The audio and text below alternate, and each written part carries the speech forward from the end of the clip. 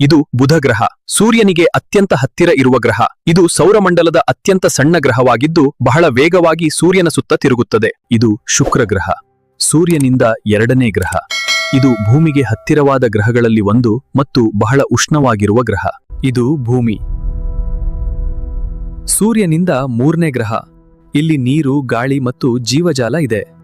ಇದು ಮಂಗಳ ಗ್ರಹ. ಸೂರ್ಯನಿಂದ ನಾಲ್ಕನೇ ಗ್ರಹ. ಕೆಂಪು ಬಣ್ಣದಿಂದ ಇದನ್ನ ಕೆಂಪು ಗ್ರಹ ಎಂದು ಕರೆಯುತ್ತಾರೆ. ಇದು ಗುರು ಗ್ರಹ, ಸೂರ್ಯನಿಂದ ಐದನೇ ಗ್ರಹ ಮತ್ತು ಸೌರಮಂಡಲದ ಅತ್ಯಂತ ದೊಡ್ಡ ಗ್ರಹ. ಇದರ ಮೇಲೆ ದೊಡ್ಡ ಕೆಂಪು ಚಂಡಮಾರುತ ಕಾಣಿಸುತ್ತದೆ. ಇದು ಶನಿ ಗ್ರಹ, ಸೂರ್ಯನಿಂದ ಆರನೇ ಗ್ರಹ. ಇದರ ಸುತ್ತಲೂ ಸುಂದರವಾದ ಉಂಗುರಗಳಿರುವುದರಿಂದ ಇದು ಬಹಳ ವಿಶಿಷ್ಟವಾದ ಗ್ರಹ.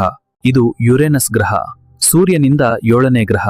ಇದು ಹಿಮದಿಂದ ತುಂಬಿದ ದೊಡ್ಡ ಗ್ರಹವಾಗಿದ್ದು ಬದಿಗೆ ತಿರುಗಿದಂತೆ ತಿರುಗುತ್ತದೆ. ಇದು ನೆಪ್ಚೂನ್ ಗ್ರಹ, ಸೂರ್ಯನಿಂದ ಎಂಟನೇ ಮತ್ತು ಅತ್ಯಂತ ದೂರದಲ್ಲಿರುವ ಗ್ರಹ. ಇಲ್ಲಿ ಬಹಳ ಬಲವಾದ ಗಾಳಿಗಳು ಮತ್ತು ದೊಡ್ಡ ಚಂಡಮಾರುತಗಳು ಇವೆ. ಇದು ನಮ್ಮ ಸೌರಮಂಡಲ.